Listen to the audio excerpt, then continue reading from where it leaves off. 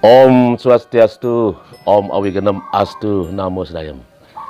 Sahabat muda, sahabat milenial, kaula muda, kemudian teman-teman spiritual, para guru sepuh, pandita yang saya hormati. Hari ini kembali saya ingin berbagi lagi sama sahabat-sahabat semuanya. Karena apa? Saya merasa resah, gerah hari ini. Banyak teman-teman dari HK yang komentar, katanya saya membuat gaduh, katanya saya membuat keributan. Sahabat muda, sahabat milenial, di sini saya bukan membuat gaduh, membuat keributan. Yang kenyataan itu ialah terbalik. Mereka yang membuat keributan dan gaduh awalnya. Karena mereka telah mencoba untuk menilai tentang cara tata kita di agama Hindu. Baik itu pecarwan, baik tata cara kita untuk subakti pada yang di atas. Mereka mengatakan saya bikin ribut.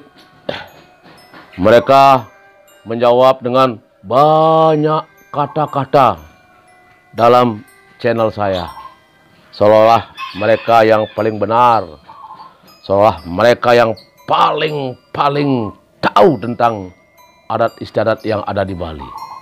Di sini saya lihat ada kelucuan di sini. Bahkan mereka bilang goblok, bohong tentang pengakuan sahabat-sahabat kami tentang Hare Krishna. Karena apa? Karena sahabat kami, teman kami, mereka mau diajak, bukan sudah masuk ke Hare Krishna, mau diajak, dijanjikan. Sahabat muda, sahabat milenial, mereka menganggap dirinya eksklusif, VIP, kemudian sangat suci. Itu mereka merasa dirinya luar biasa. Karena apa? Mereka itulah personal. Menganggap gurunya yang luar biasa, menganggap gurunya adalah dewa, kemudian menstanakan gurunya. Di sana sudah sangat berbeda sekali dengan ajaran Hindu. Kalau ajaran Hindu, orang tua kita, leluhur kita, kemudian mereka yang kita sayangi, guru-guru kita, sahabat kita hormati. Kemudian leluhur kita stanakan, bukan orang dari India. Yang kita stanakan di pelangkiran, kemudian kita sembah-sembah. Kita lupa dengan adat istiadat kita. Kalian tahu, mereka merasa dirinya luar biasa. Di Bali, di Hindu, Bali, sangat universal sahabat. Kami percaya dengan satu Tuhan itu, Tuhan yang Maha Esa. Dan sinar-sinarnya beliau banyak. Brahma, Siwa, Sambu, Dewata Nawasanga, dan Wisnu pun kita sangat puja. Di mana? Di Pura Pusah. Beliau berdampingan dengan Ida Betara Brahma, di mana namanya Pura Pusah Desa. Bukan kita tidak menyembah Wisnu, kita sangat memuliakan Wisnu karena beliau adalah dewa pengasih dan penyayang. Beliau adalah dewa rezeki, sahabat. Nah, kalau di Hari Krishna, mereka khusus menyembah Wisnu. Wisnu, Wisnu dan Wisnu, sahabat. Oke, saya tantang sekarang orang-orang Hare Krishna, sampradaya itu. Kalau memang kalian benar, kalau memang betul-betul kalian merasa diri luar biasa, suci, eksklusif, aku tantang kalian membuat channel di YouTube. Bikinlah channel. Dan aku ingin tahu, jelaskan bagaimana tentang Hare Krishna. Apa agamanya? Kemudian jelaskan pula kenapa banyak orang bergundul dan berkuncir. Tolong jelaskan gundul dan kuncir itu. Nah, kemudian berpakaian ala India. Kenapa berpakaian ala India? Kita sudah punya pakaian tradisi kita. Tolong dijelaskan. Dengan menjelaskan itu, dengan menjelaskan semua yang ada di Hare Krishna, tentu kita merasa tahu. Dan satu-satunya yang pertama subscribe, menyenangi channel adalah saya sebagai pemangku. Kenapa? Saya ingin tahu apa sih Hare Krishna itu. Tolong jelaskan juga tentang makanan. Makanan mana yang boleh dimakan, yang tidak boleh dimakan. Kemudian bagaimana maknanya? Kok tidak makan bawang putih, bawang merah? Kok tidak memakan daging?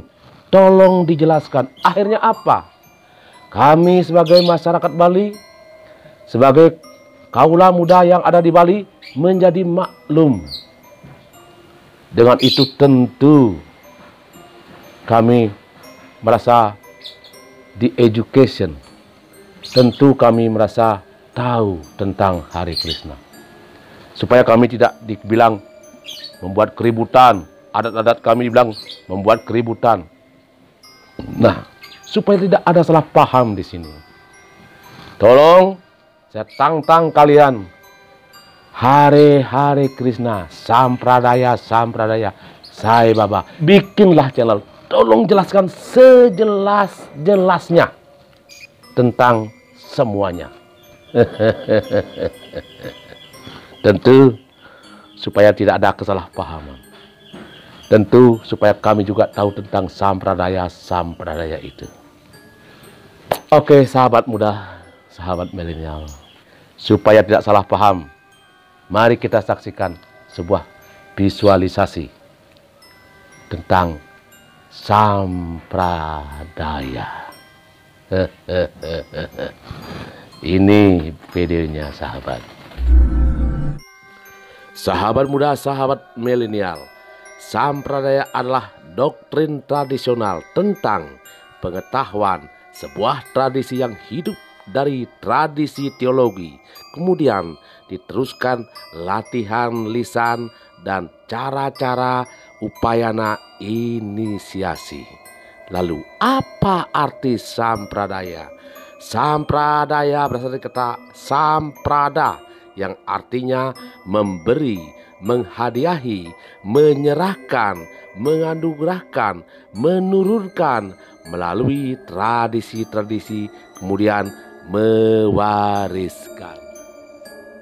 Di sana juga ada istilah prampara yang berarti satu garis, satu keturunan yang hidup dari guru yang satu ke guru yang lainnya, yang sudah disucikan, kemudian mengejantawahkan dan meneruskan oleh sesuatu yang namanya sampradaya.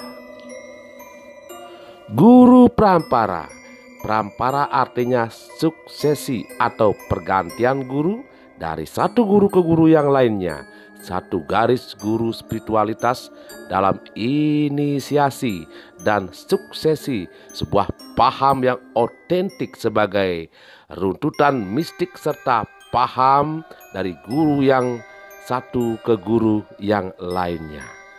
Prabhupada dari Sampradaya Hare Krishna menyatakan jelas dia bukan Hindu dan lebih mengarah ke Wisnu, menyembah Wisnu, kemudian menyebarkan paham itu melalui perampara guru-guru Hare Krishna secara estafet di dunia, termasuk di tanah Bali, sahabat.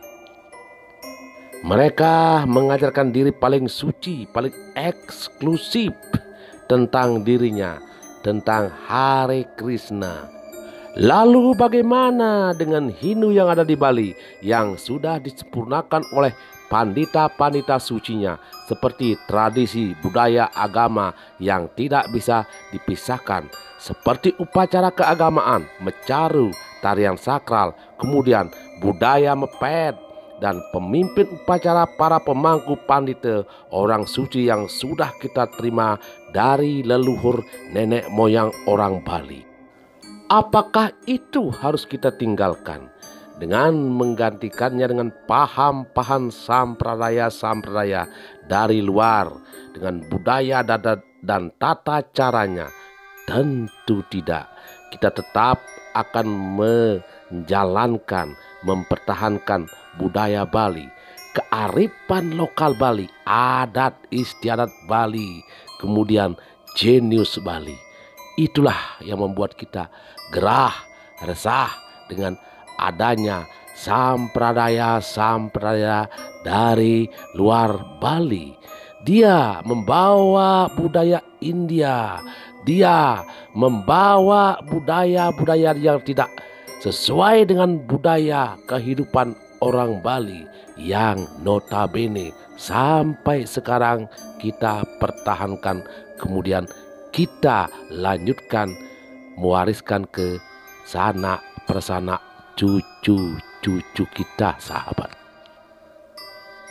Sahabat muda, sahabat milenial, banyak sampradaya dan banyak pula sekte-sekte yang mempengaruhi saudara-saudara kita di tanah Bali di saat sekarang ini, sahabat. Mestinya kita harus sadar, mestinya kita harus tetap mempertahankan warisan leluhur nenek moyang kita. Kita beragama, kita berbakti dengan ketulusan, dengan hati yang sangat suci. Bukan kita mempelajari hal-hal yang di luar daripada warisan nenek moyang kita, sahabat.